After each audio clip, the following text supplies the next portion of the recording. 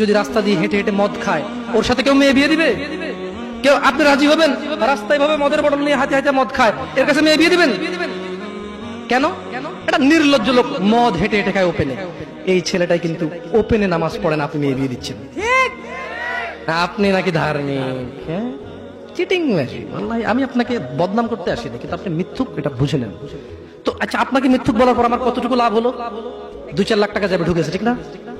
America থেকে আসতেছে না। আমি আপনাকে মিথ্যুক বলে লাভ নাই, আমি আপনাকে মিথ্যুক বলতে আসি নাই। তবে আমি আপনাকে বলি, আল্লাহ ক্ষমাশীল, ক্ষমাকারী, ঠিক আছে? আপনি সত্য দাবিদার হবেন।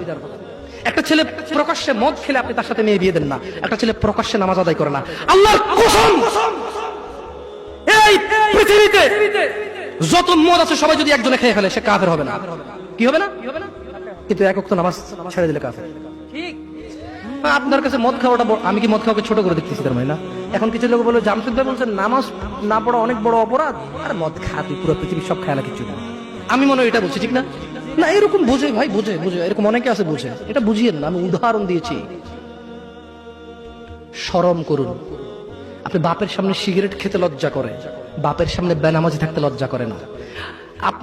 আপনারা আপনার স্ত্রীদের সাথে যে ঘুমান, ছেলে সন্তানের সামনে ঘুমান, লজ্জা করে, কিন্তু ছেলের সামনে বেনামাজি থাকেন, লজ্জা করে না।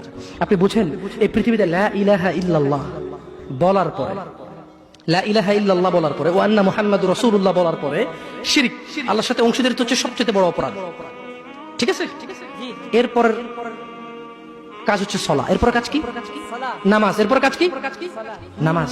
আপনি জানেন এই নামাজ না পড়লে মানুষ কাফের হয়ে যায়, অথচ মানুষ ন্যাংটা হয়ে হাঁটতে লজ্জা পায়, মানুষ প্রকাশ্যে মদ খেতে লজ্জা পায়, মানুষ প্রকাশ্যে দাঁড়িয়ে পেশাব করতে লজ্জা পায়, মানুষ প্রকাশ্যে প্রেমিকের সাথে কথা বলতে লজ্জা পায়, মানুষ বাপের সামনে সিগারেট খেতে লজ্জা পায়, মানুষ প্রকাশ্যে শুকর মাংস খাবে না, মানুষ প্রকাশ্যে সিগারেট খায় না, মানুষ প্রকাশ্যে গাঁজা খায় না, মানুষ প্রকাশ্যে নাচে না, মহিলারা প্রকাশ্যে গোসল করতে লজ্জা পায়, পুরুষরা প্রকাশ্যে পায়খানা করতে লজ্জা পায়। কিন্তু কেউ এত জঘন্যতম অপরাধ যা না করলে কাফের হয়ে যায়, প্রকাশ্যে সবাই আজান চলে, কেউ মসজিদে আসে না, কেউ লজ্জা পায় না।